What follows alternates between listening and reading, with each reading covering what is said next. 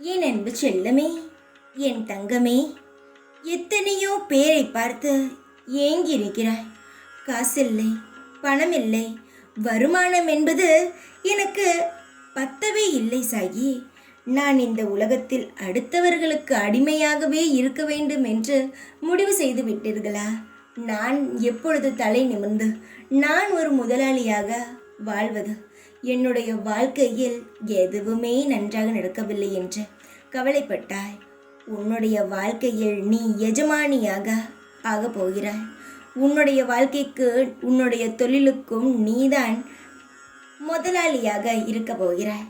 சற்றும் எதிர்பாராத ஒரு நிகழ்வு நடக்கப் போகிறது. அந்த நிகழ்வானது உன் வாழ்க்கையை தலைகீழாக மாற்ற இருக்கிறது. உன்னுடைய ஏக்கங்களும் கவலைகளையும் அறிந்த நான் உனக்கான வேலையையும் வருமானத்தையும் நிரந்தரமாக உனக்கு தரப்போகிறேன். செல்வங்களுக்காக ஏங்கினாய், ஆனால் இனி உன் வாழ்க்கையில் அல்லல்ல செல்வங்களாகவே இருக்கும். உன்னால் முடிந்தால் பசியால் இருப்பவர்களுக்கு உணவு கொடு. அதுவே உன்னுடைய வாழ்க்கையில் நீ செய்யும் நல்லதாக இருக்கும்.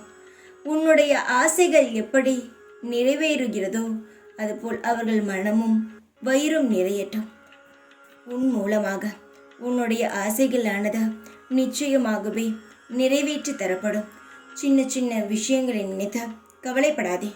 தடைப்பட்ட காரியங்கள் வெற்றிகரமாக அமைத்து தருவேன். பெரும் செல்வந்தராக வாழ்வாய்.